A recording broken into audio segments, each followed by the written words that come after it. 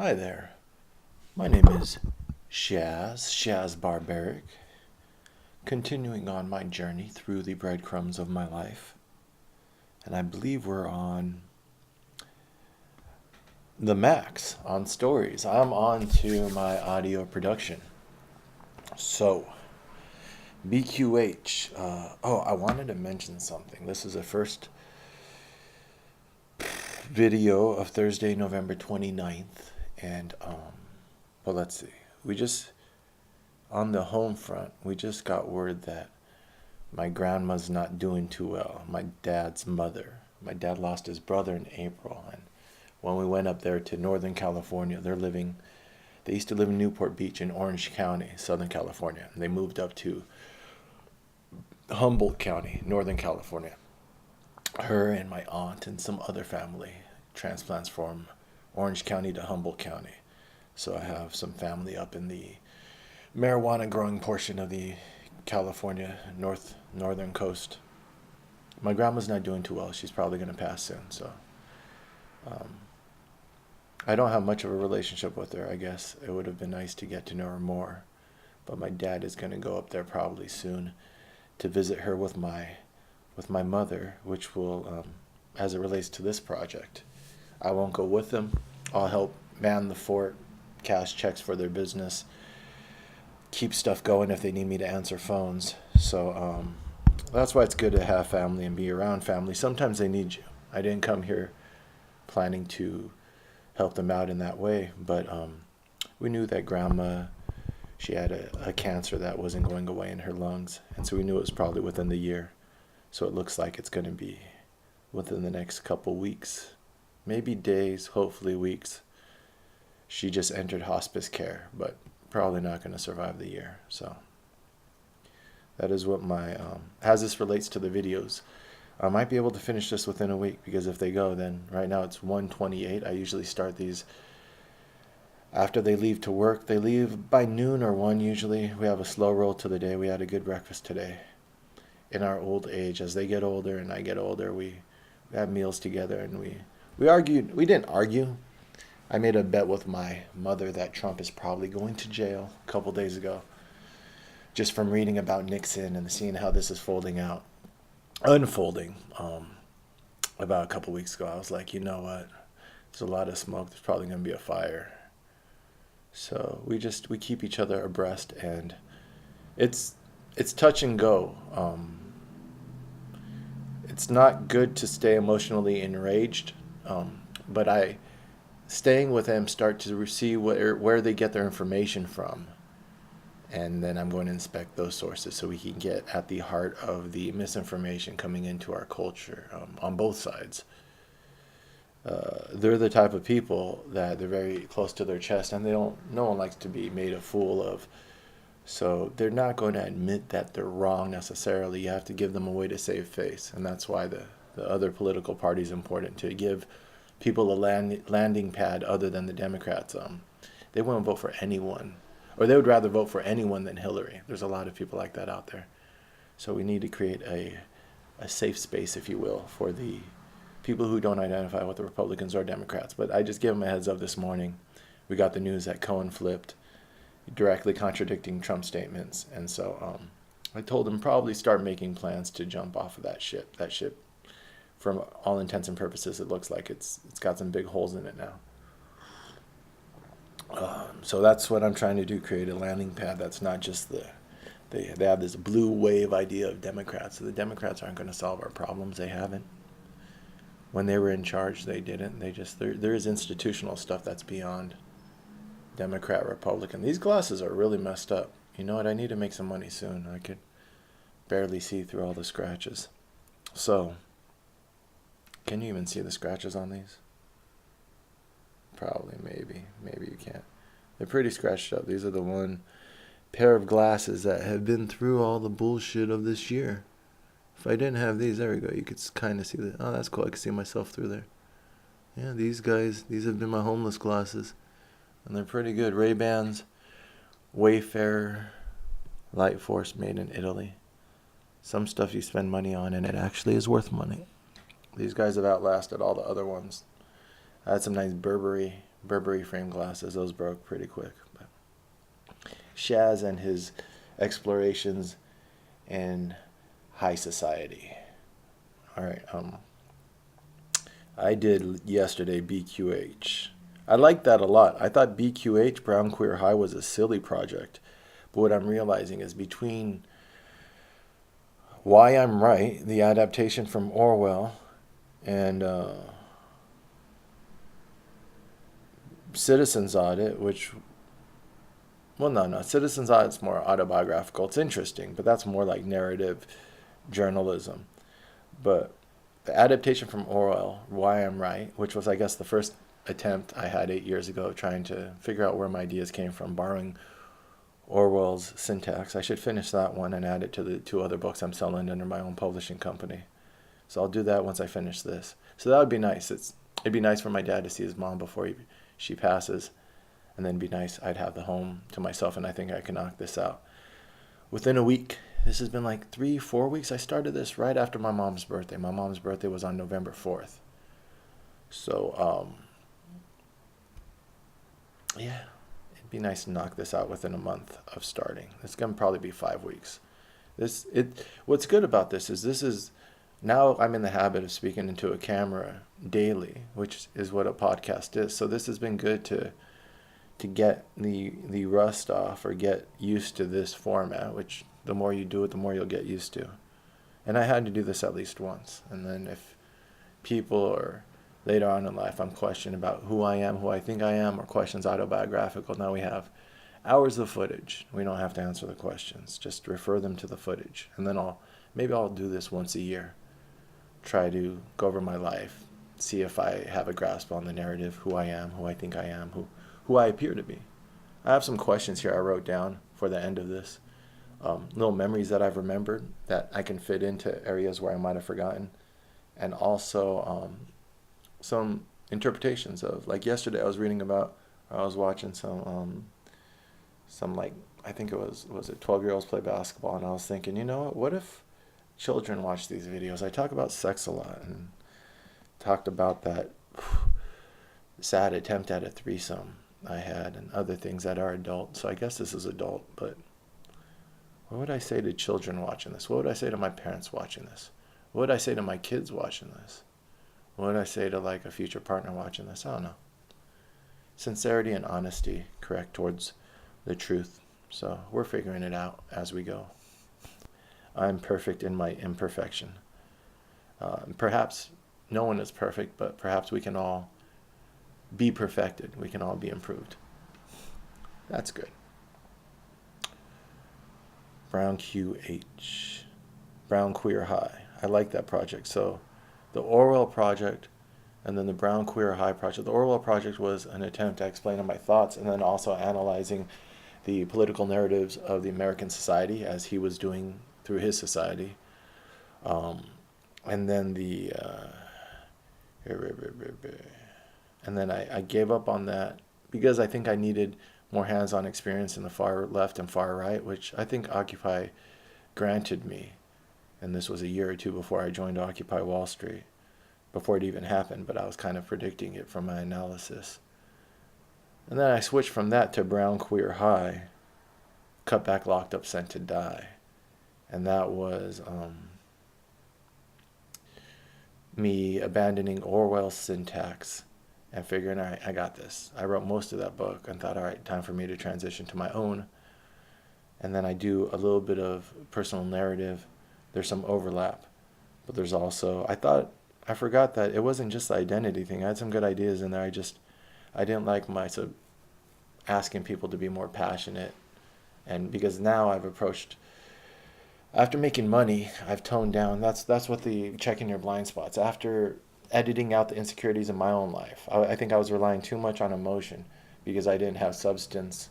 I was insecure about not proving myself in the world. Once you prove yourself to be good at something, since I was young, I was good at writing. That girl I lost my virginity to when I was 19, she was my middle school buddy in 7th and 8th grade, and she was always like, you're going to be an amazing writer someday. And yeah, maybe if she's single and I'm single in our older age, we'll link back together. We talk now. And she's single. She was married to married to a girl in Mexico City for a while. That's what when I say like lesbians are my type. I'm not being silly. I just seem to associate with that energy. I think it's because my version of masculinity, even though I claim it, so it sounds misogynist maybe on surface. I'm pretty kind and gentle for some girl told me once. She was like, "You're a hippie bro." I seem like a bro because I like things that bros like, maybe like working out and drinking and messing around, and I have a crude sense of humor sometimes, but I also am usually more sensitive than not. It's complex. The Shaz is a complex creature. But yeah, so hopefully we're going to finish these within a week. But that means that next week I'll probably do 8 to 10 hours a day instead of 4 to 5. Today I'll try to do 4 hours. And today and tomorrow, let's knock out these. So we'll do a half an hour each of these musical pieces I put together. That's what I was going to try to tighten up the narrative. Okay, so I wrote Brown Queer High, I thought, before I went across country with those girls who, if you remember, they were selling their panties online. I found them on Craigslist. We went across country. Nothing funny happened because the Shaz was not the smooth seductor. What do you call a male seductor? Seductress.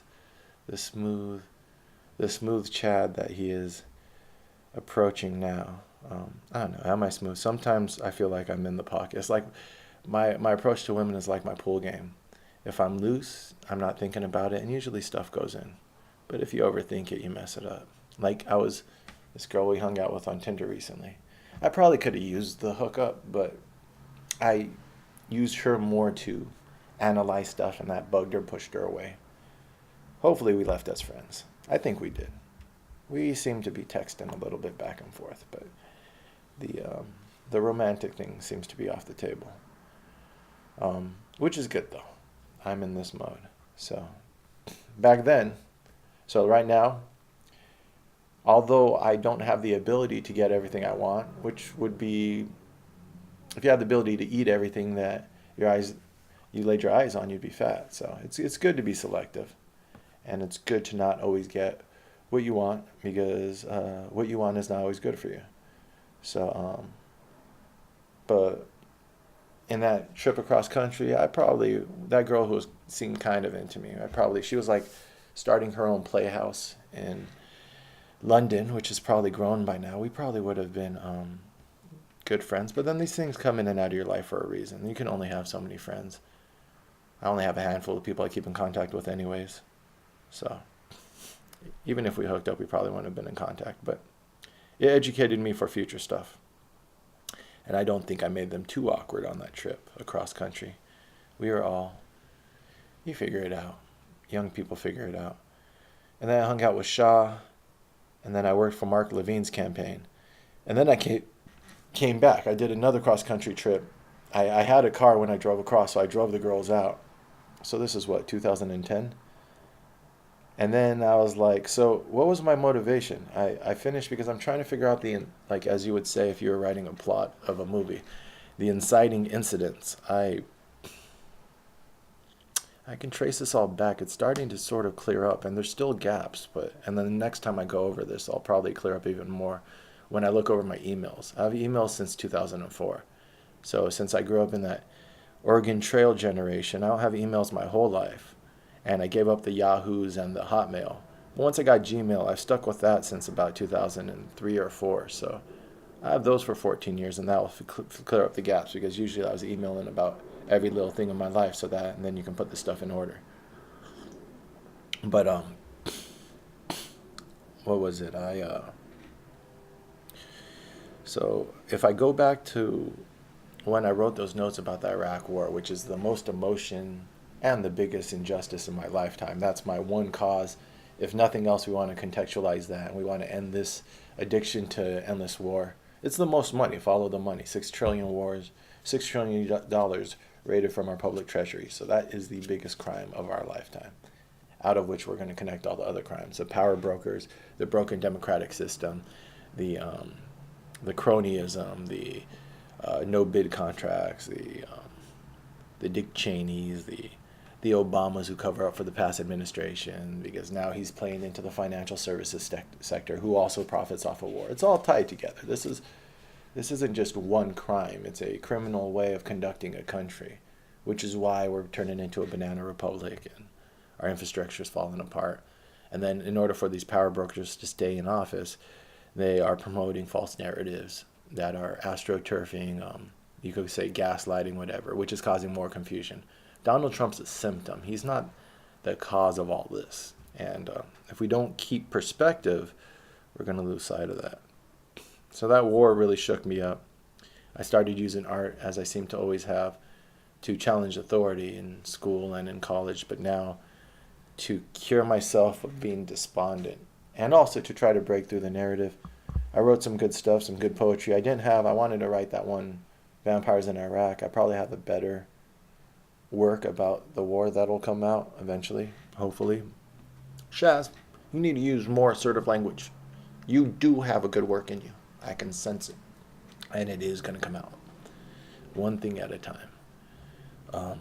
So, I wrote all those poems. I really like those poems. I felt like shit. I am a writer. I've taken someone out of the canon and also repurposing the canon, taken apart the master's house to use against him. And then I got the DUI. I was like, you know what? I was still trying to progress sexually, get over Addie the addict. I was fighting for my dignity in our political narrative and my place within it, being a veteran who almost went into a foreign conflict. Military intelligence, it gave me Arabic. I was going to be knocking door to door in Iraq. I could have been hired by the State Department. Military intelligence gets hired by NSA, the three-letter agencies. So if not but for fortune, that was my path. Reclaiming my dignity and my always been trying to figure out what the fuck's going on in life since I was a kid, not listening to teachers and stuff. I remember in preschool not joining the other kids. Like, what the fuck is this? My folks said I wouldn't play with the other kids. Now they might call that Asperger's or autism. But I've proven myself to be able to socially adapt. So how much space do we give for the choice of opting out a society that from an early age you intuitively feel is fucked up? Like, this is all a bunch of top-down authoritarian bullshit. Some children might be able to recognize that. So a lot of times people, I feel like, especially when I was young, underestimate me. My bro told me that once. My brother said, you miss social cues. He was trying to apply an autistic label to me. If so, how do I pursue and then get women, pursue and then get business? I've proven myself to be social when I need to. I guess that's why when I started making money in real estate, I went to parties and I did the normal thing. I was normal for 5 or 6 years and I was pretty good at it. But normal doesn't change the world, right? And that try to retain your sensitivity. It's a good thing. It's not a curse. The boring people try to tell you that your sensitivity is a curse and you need to dull yourself. My folks openly tell me all my life, you need to stop being so sensitive. Well, you know what? They're different paths. They taught me a lot from their wisdom, but then they also taught me a lot from their ignorance. But that's for my own story to tell about the problems that I feel like they faced. So after Iraq, notes, and then all that stuff, and then the DUI, I was like, you know what, my blind spot right now is I need to get a girlfriend. I need to mellow myself out. I'm chasing girls in these bars, and I had that one girlfriend with a kid who was tragic, and she was beautiful too, and she was sweet, but she wasn't doing heroin yet. She was on her way. She lived in a junkie house, and if you live in a junkie house and you're not even junkie, then that's really sad. But all her friends were, and trash and the fucking piled up in her porch and mold up to her ceiling in her bathroom, inflatable furniture, and the kid just screaming in the corner, unattended. Yeah, so I went to New York, and then I found Shah, who justified me as a writer and as a creative. I found someone who saw me as a Shaz, not as a David. Without Shah, I don't know if I would have changed my name, because as long as I've known her, she's called me Shaz. So it's like, once you have that fuck you love, that person who'll stand by you no matter what. When she went back to New York, and then we came to California, I tried to do right by her and my what supposedly I was supposed to be doing, which was joining the family business. But I wanted to do it on my terms, so I went to Santa Cruz, a place that I loved. Big Sur is 20, 30 minutes south, on the other side of the Monterey Bay, so just the spirit and the energy of that place. But it was too small of a town. Chris Buich worked for him. After a couple months, went to Berkeley to do my own thing. Chris inspired me, a little bit of egoism. I've never liked anyone above me, so if this kid's doing it, my age, I'll do it. But his mom did find him that office, and State Farm did give him that book of business, but he is smart enough to be in the right place at the right time. So success is opportunity, meeting was it? Uh, Success is preparation meeting opportunity, something like that. But he give him credit. I've looked him up. I think he's still doing it, so he hasn't fucked it up. It's like when Luke Walton was coaching the Warriors, and they had that great team, and they had that great record. And it was like giving someone related it to. It's like someone giving you the keys to a Ferrari. You just don't have to crash it. It's like it's still a Ferrari, but you still have to drive it responsibly. So I guess I was a little jealous, and I was like, well, fuck, I'll do my own thing. I know how to do this. I opened up a whole, I pitched accounts for my folks. Didn't sell much, but I'm older and more confident with a beautiful girl on my arm. Went to Berkeley. I had some friends in Berkeley. Now we're at like 2009-ish. Yeah, winter 2009, I think.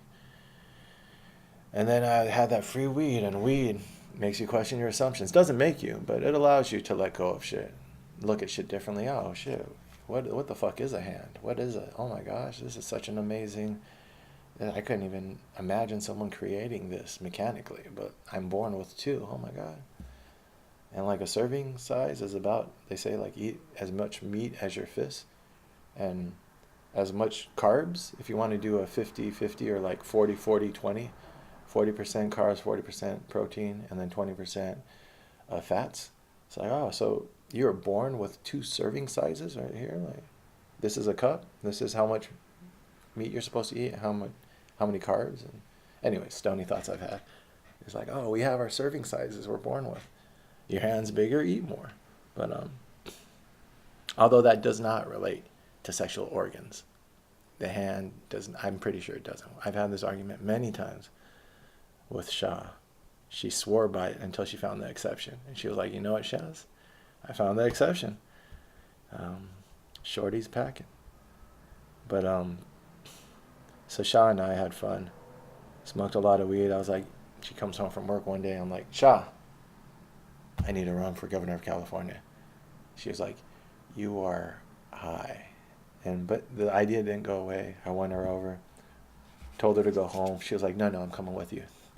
Packed up the car. Got rid of our shit. Our California king-size bed and our piano. And put all my books in the trunk. All the clothes in the back seat. Made a little love nest. Drove around. Stayed in either couch surfing or the back seat of the car. In our nest. I remember waking up just to have sex, falling back asleep among our dirty clothes. Dirty little hippies. And we stayed at the headquarters of Couchsurfing in San Francisco. We'd be in some city late at night. My friends, when their girlfriends won't let us stay by, because they had a really nice house on a hill overlooking Haight-Ashbury, and you can see my friend, he went to California State, San Francisco University, whatever, the Jesuit University of San Francisco. That's where he got his law degree. When he went to Monterey State, and then I gave him a book on going to law school. I'm not the reason he went to law school, but I was like, do it, dude. That's what your friends are there for. And so now he's a criminal defense, public defender in Santa Cruz. He's in one of my videos I made this year. But when we couldn't stay with him, we'd stay on Couchsurfing. We stayed at the headquarters. We did that whole trip, and I put all that in Citizens Audit. And then I guess a really formative experience was going to the Capitol building and actually talking to legislators. And based on what I've read, and I'd read a lot up to that point, and I've read a lot since. And right now I'm in the middle of Woodcock's anarchism and libertarian thought, which is blowing my mind. Really cool shit. Just filling in the gaps. if you want to be an intellectual, you got to be willing to do the heavy lifting. Just like if you want to have a strong body, you have to lift heavy shit. If you want to have a strong mind, you got to read heavy shit. At some point, you don't want to break your brain. You don't want to pull a muscle. So yeah, meeting those legislators and be like, you guys are pretty fucking clueless. This is not, bureaucracy is a cancer that's killing us. And so they're just maintaining their position. They're not the most idealistic people, and they're not changing our systemic problems. They're just rearranging the deck chairs on the Titanic, it seems. Jerry Brown running, which bugged me. It's these power centers and these dynasties and the children of politicians who are running. This just screams of symptoms of a corrupt system. When Nancy Pelosi is the daughter of a politician and she's a fundraiser and then she becomes a politician, we're not introducing the people with the best ideas or the best experience at managing into politics. We have a constant revolving door of insiders. But that's my intuition back then. And now I'm just adding to that idea. And so we have a fight with Shah. What was the fight about? Did I tell her that I finally, I'd have to think about that. I'd have to talk to her probably. There was a fight and she went back to New York. I pushed her away. Us guys who are I think if you're a little bit, not smarter, but I'm like the sales guy. Like Shah, she worked in an ad agency once, but she wasn't really like a salesperson. So us salespeople can manipulate the emotions of a conversation sometimes, and you have to acknowledge that. I've been trying to get better at that. Try not to be aware when I'm pushing someone a certain way. And that's what this whole thing is. I'm honest about my intentions, so that way people can trust that I have my heart in the right place. Because I've been accused in the past of being a con man or being malicious, and that's because salespeople can be very charming. And when I have charming people in my life, I'm on a little bit guard, and I try to be upfront about my intention and theirs. All right, what are we really talking about here? Because the more charming a person is, then we fall into their gravity, their smoothness, and I can have that. So I think I pushed her away a little bit. I instigated a fight, which I knew would get her home because I thought she had to go home. So we talked about some shit. You know what it was? See, I've noticed this about myself. The things that you're ashamed about, or that, not that you should be ashamed or have regret, but emotions are a process. And usually the first one is anger.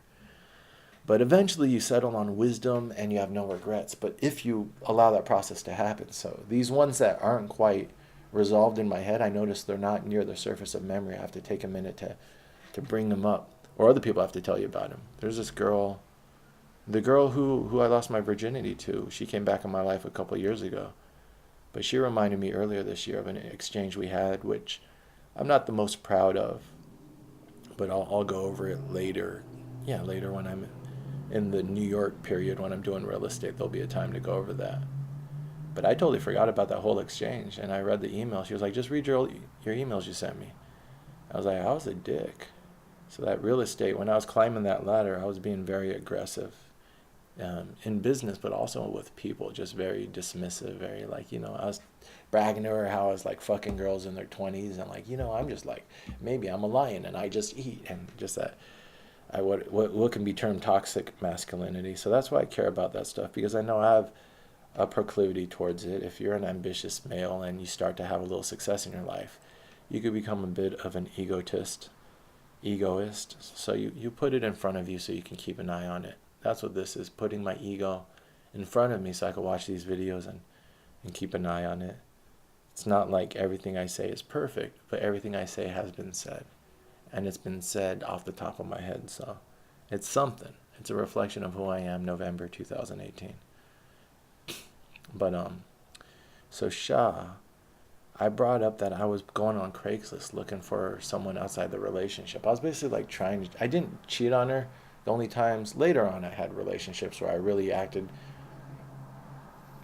let me think, maybe once or twice while I was in New York with someone else in New York, and that'll come out in the New York Times. But with the girl that I had a couple outside the relationship affairs, it was when I would go to Puerto Rico, I would just act like I'm single. So every time I went to Puerto Rico, it'd be one or two girls, or I'd live, and then I'd come back to my girlfriend. And I told her about that. All you owe people is honesty. if you can't be brave enough to be, and that's what it is, it's cowardly to not live an honest life. So within the relationship, I wasn't brave enough, but I do want to have better relationships. And so hopefully in the future, if I feel like wandering, I can have the courage to just tell my partner right then and there when I'm tempted, look, I'm thinking about this, and either it's okay or, but that having that courage is like, now you have to really decide, is that worth endangering this relationship? Whereas if you keep the secrets, you don't really have to decide. And now you might not even want it more than you want the relationship, but or the partner might understand. There's partners out there who, like, men will be men. The Japanese geisha tradition is that you have your wife and then you have the geisha, you support her, and everything's still honorable. Certain cultures and certain time periods, they allow men to sow their wild oats if they want. Is that good? Is it just justification of people being assholes? I don't know. Like, sexual wisdom and sexual philosophy is tough to just say. And then we have the Kinsey scale where some people are more, maybe we have that on monogamy too. Some people are more homosexual than others. Some people maybe are more monogamous. But it's easy to shit talk people who cheat or people who aren't monogamous when you don't have options. But once you start hitting your stride in life and actually having options, and God forbid, I think Bill Burr is like a bit like this, like when you actually have him in busloads chasing you because you're a celebrity with money, I guess that's why I try to understand who I am. And I had some money the last couple of years, but I feel like I'm going to be coming into more because I'm going to be aiming for some higher stuff.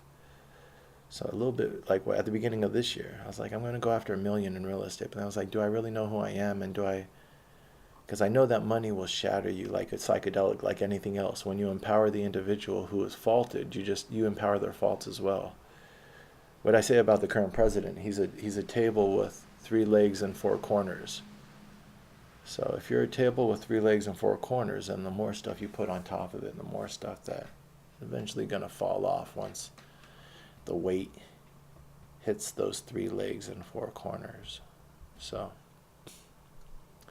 but yeah, so I if my memory serves me, and if I'm being completely honest, while I was doing that home data input and stuff, I thought about running for governor, but I also was putting some ads out on Craigslist to cheat on my girlfriend openly. Like, I got a girlfriend looking for a side chick.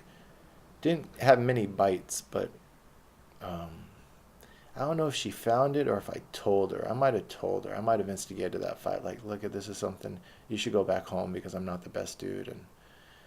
But yeah, it was an angry. She went like, I've been giving you money for this whole trip, and you're that, and I'm like, yeah. So so that's the thing. If you've done shit you're not proud of, if you didn't have the confidence or the courage to say it in the moment, there's still time. And then some people might say, well, that's oversharing. That's another moral thing. Should you come clean on all your stuff to everyone? That's like kind of selfish. You're just trying to pay your penance. Some people might not want to know that. I think my last girlfriend maybe felt like that. It's like, why are you telling me this shit? But it's just how I live. I don't want to repeat these things in the future. And also I want her to recognize her patterns. She was with a dude who did this, and I treated her kind of disrespectfully in how I acted. So, yeah, I've had girls tell me, I don't want to know if my boyfriend's cheating on me.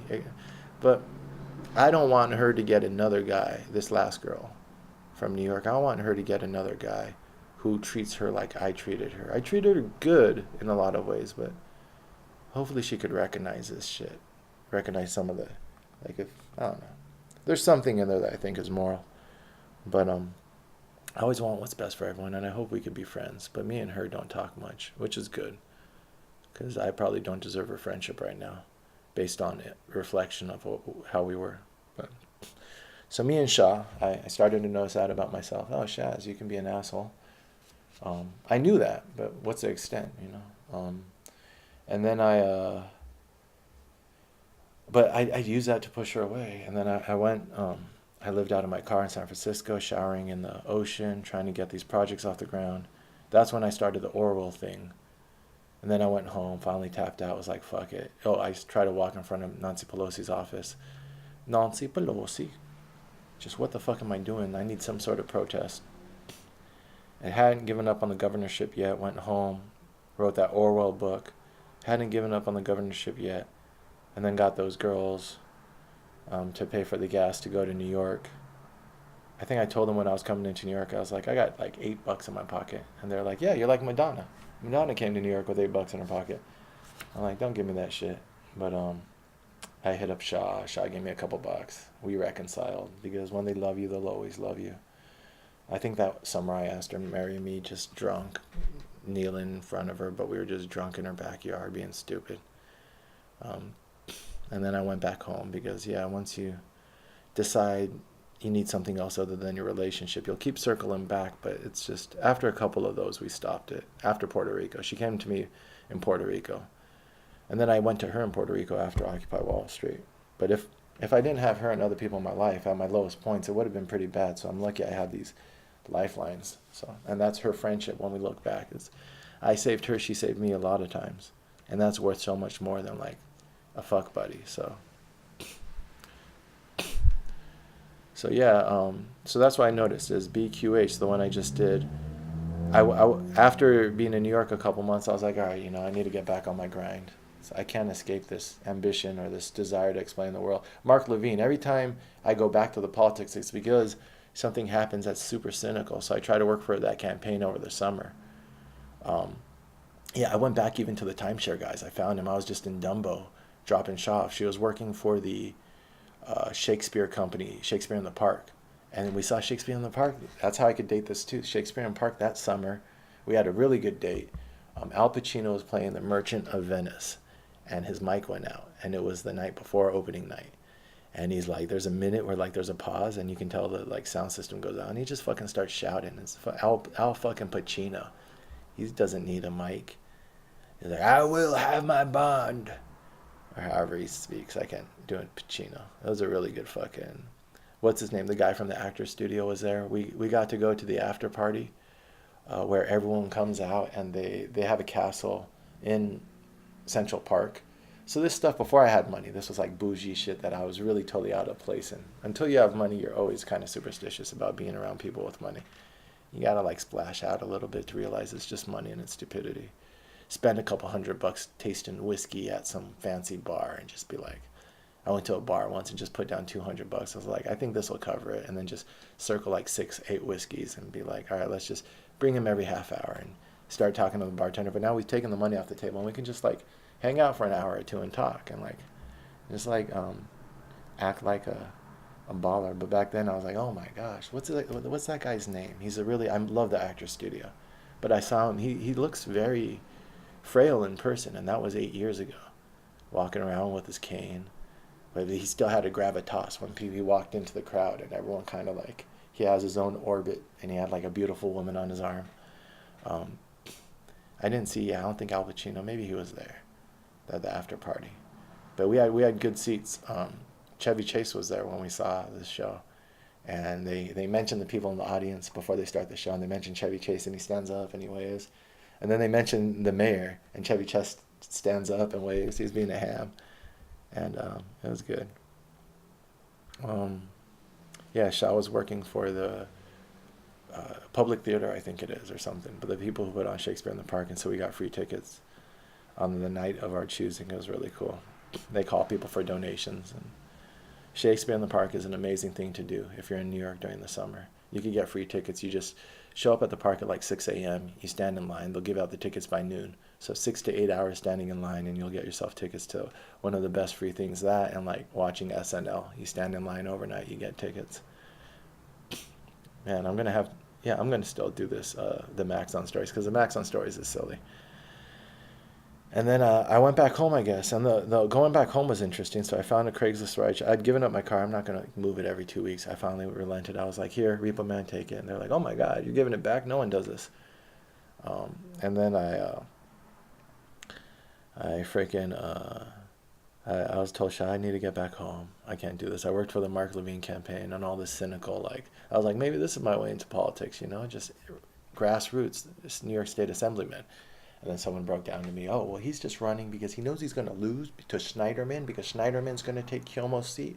But then this sets up Mark Levine for the city council, and then that way he can move up to Schneiderman's seat when Schneiderman's going to move up to the blah blah blah, because then it's like a fucking musical chairs thing. That's what happens with solidified, ossified power structures. They have this shit planned out 20 years in advance. That's what my buddy Randall Winston, that's probably the game he's playing. He's going to law school now, Berkeley Law School. He's worked in these the Jerry Brown's office and in the California fucking state legislature, and then you move on up the ranks. I saw fucking the alcoholic who's now, did that guy win office? So back then I was looking at this guy, Gavin Newsom, and his wife owns a vineyard, or maybe he owns a vineyard.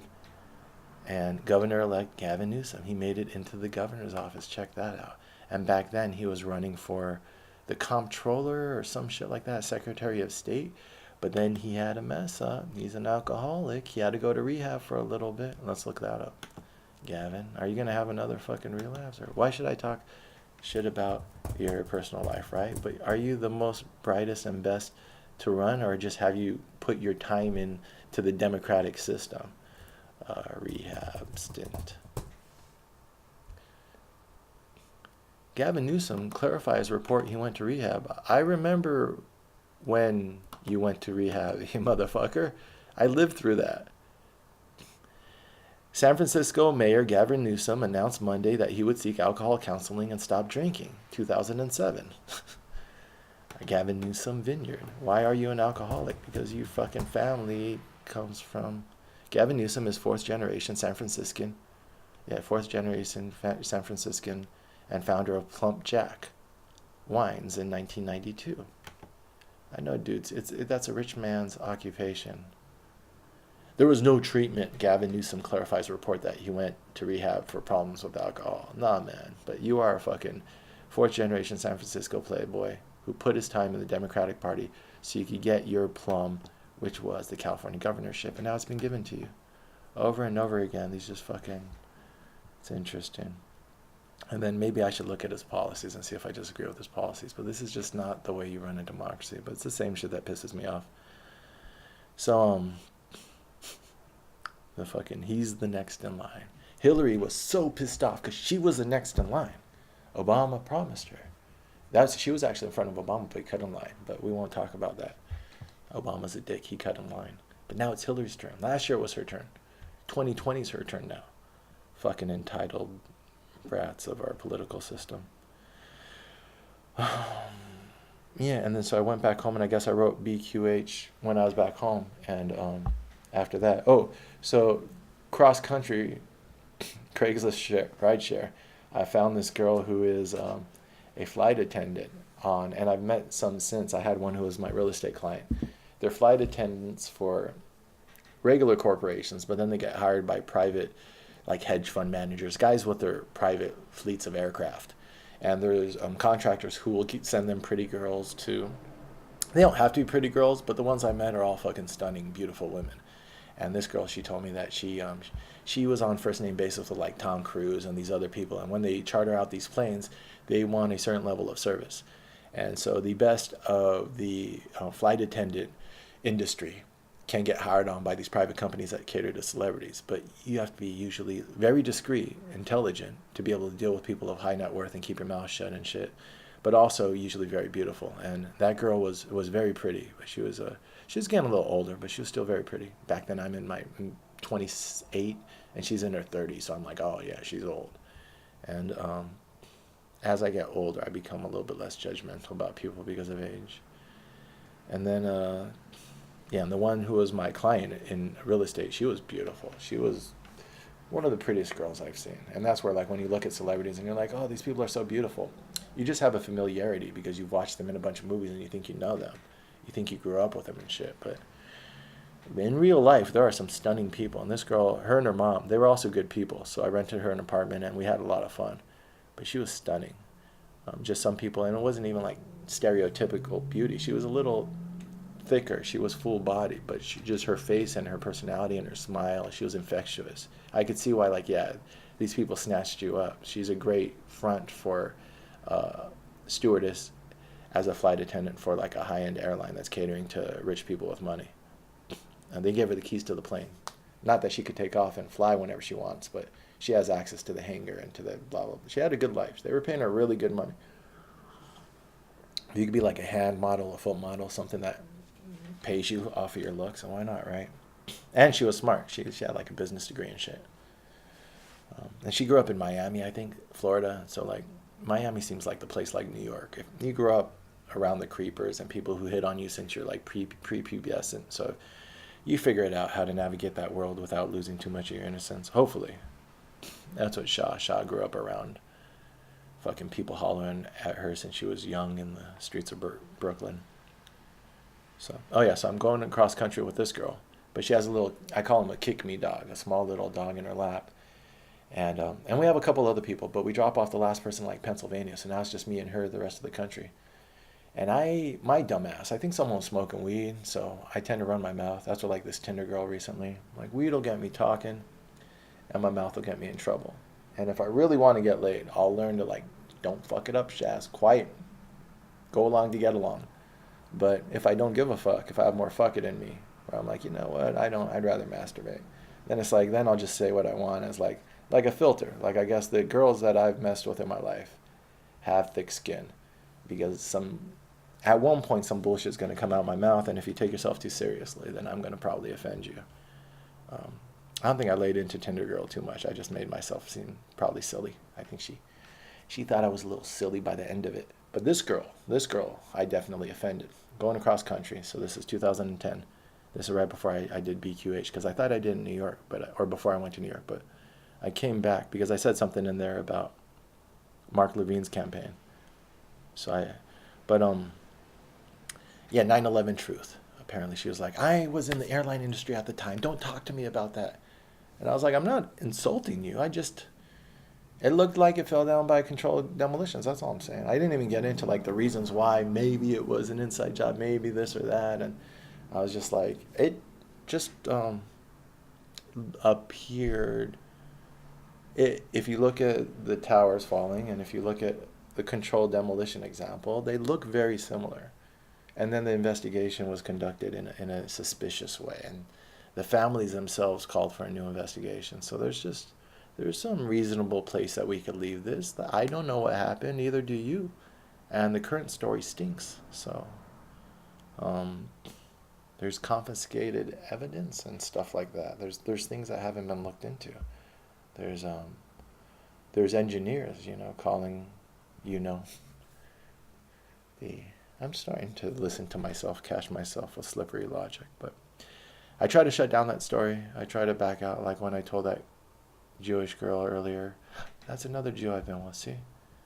But earlier this year when I said, can't you see how some people might have considered Judaism a failed culture? She said, what did you just say? I was like, no, not myself, but some people might consider it a failed culture because of what it's been through. I was trying to make a point. I was very stoned and unable to make it. And then I offended her a lot. So just because you think you have a point doesn't mean that you have the right to make someone feel uncomfortable. I constantly toe that line, apparently. It wasn't a point worth making by the time she got so upset. So this girl across country, it was one of those instances of open mouth, insert foot. I tried to back out of it. And then so by the time we were getting to Colorado, she was like, you want to stop for food? I was like, yeah, I'm starving. She stops, she gets chicken fingers for the dog. She's talking to her dog more than she's talking to me now. Oh, are you thirsty? Yeah, fuck, I'm thirsty. And then she pours a little water out for her dog. I don't know if she was doing it on purpose, but her dog was riding in her lap and she was talking to the dog instead of me. I was like, this bitch right here. So we pull over in Colorado. It's slightly raining. I've done the trip a couple times now, so I kind of know what we're doing and how we're about like a day and a half away from LA. And I was like, I could keep driving. We might be able to do this within a day. And she's like, no, we're going to pull over in this parking lot. We're going to get some sleep. We're just sleeping in the car. Maybe that's what it was. That's another thing. If you don't hit it off sexually, there might have been sexual tension. Where like, now it's like, are you rejecting me? I'm rejecting you. Now we're just enemies. And so fucking, I've started to learn that sometimes putting it on the table, just be like, look it, we're going to do this or what? I think you're cute. You think I'm cute. Let's bump ugly thus. Just a little bit in and out, just to release the stress and the hormones. Sometimes being direct. When I was at that one girl's house earlier this year, and I was like, you really going to make me sleep on the couch? And I just kind of smiled at her. Sometimes it just diffuses everything. So I didn't quite have that tool in my arsenal yet, or like, maybe this is a attention thing. And if you do it in such a way, that's the thing. When you hit on people, especially if you hit on them overtly, As long as both parties can save face, then there's no risk. As long as you do it with a smile and not be a creep. There's a way to not be a creep but still be overtly sexual. But that means you don't walk up to someone and hump them on the leg. You're just like, look, I'm about the casual shit. If you are too, we can be casual. If not, now we've taken it off the table. And that's the thing, addressing the sexual attention. Clear communication is the same thing with sales. That's what, when I was doing a lot of sales in real estate, I was starting to piece this together. I was like, when I'm upfront about my fee to the clients, they can decide whether they want to pay or not. And if they don't want to pay, now I'm not harassing someone into doing something they don't want. But I can also turn them down.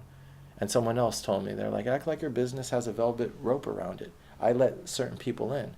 The same thing with their sexuality once you start building up confidence and stuff. You're like, look, this is how Russell Brand, he's a guy who, I don't think he's doing it now, he's trying to be monogamous, but he would just go after anyone, waitress, anyone who runs across his path. He'd be like, let's jump in the bathroom for a quick one. But he's like, you'll have an orgasm probably, we're both going to have a good time, why not? You can say no and then fine, now we know where we stand. But I'm all about it wherever I can get it. I don't want to be that guy, but sometimes sometimes I like having different gears and options. And sometimes in certain aspects, it's just two adults being like, why not? This will be fun. I've had girls tell me that. This one girl I was talking to, she was at a wedding and she got with this married guy. She felt kind of embarrassed about it because she was like, I don't know if I should have, but they were just like drinking and talking in the kitchen, and then they're just like, one thing led to another. He took her up against the kitchen counter. She was like, I'm not trying to ruin homes, but I'll never see him again. It was a wedding in like England. And I was like, well, I wouldn't do that because I don't want to complicate stuff. Try to be aware of the energy groups that I'm getting into.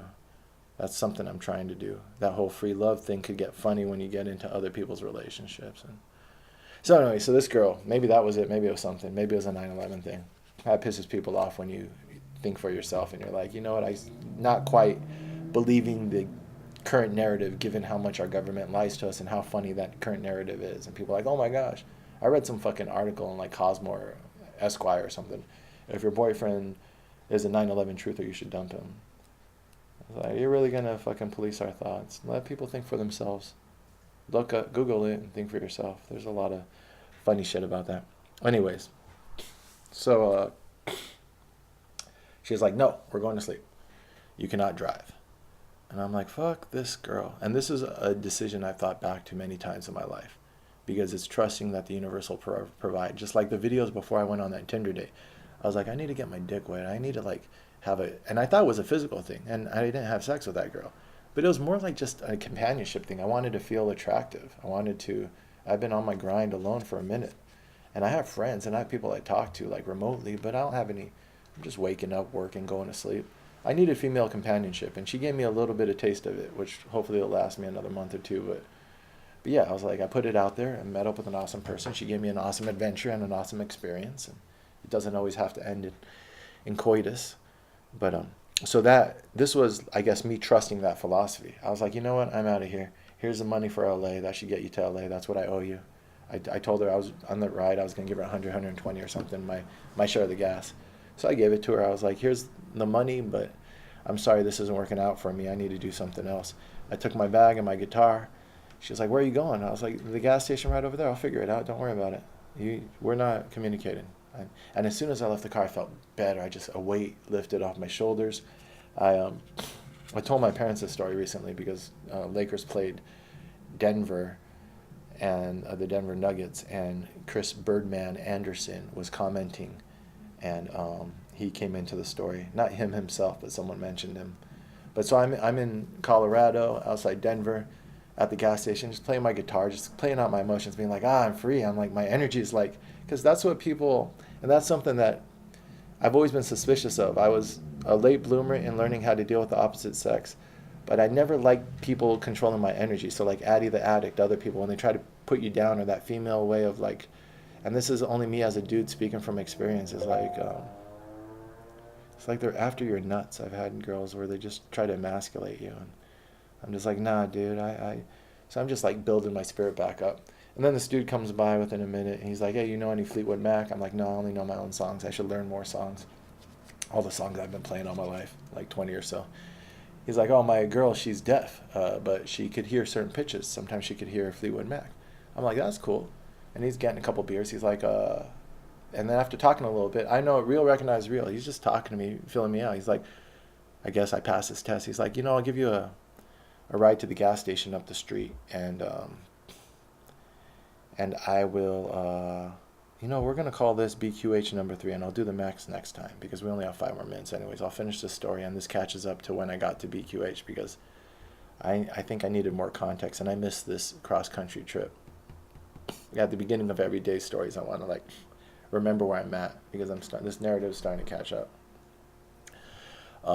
He was like, I'll give you a ride down the street. This gas station's tiny. There's a bigger junction, more likely to get a ride. Because I just told him, I just jumped out of this car. This lady's acting crazy. I'm trying to find my way to California, but I don't know. It's like midnight. It's like 2 in the morning or something. And so they had just been doing a beer run. And so I'm like, all right, cool, man. Thank you, new friend. And then the girl pulls up right in between me and the dude because we're in a gas station. She came up from where we were parked, where she was trying to go to sleep. And she just looks at me. She's like, are you getting in the car or what? No apologies, nothing. Just like that attitude. Are you getting in the car or what? Out the window. And I was like, no, I'm going with this dude. And I walk around the front of her car and then get into the guy's car. And I was like, thank you so much, man. That girl I just was not feeling her energy. And just like that, I threw myself out in the atmosphere into the universe. And it caught me within 5 minutes. And now I'm in the car with a dude. They're blasting music to the fucking highest level in a Subaru WRX or whatever it is, a fucking off-road Subaru guy, all-wheel drive. We're speeding through the mountains of fucking Colorado. He hands me a tall boy, a big beer, 24 ounce. I'm drinking a beer in the back seat of this fucking car, barely could either yelling at me, hey, do you want to come to our house? You could just crash a night if you want. It's late in. I'm like, yeah, of course, dude. Drinking a beer, fucking the girl turns out to be a professional snowboarder, and she's deaf.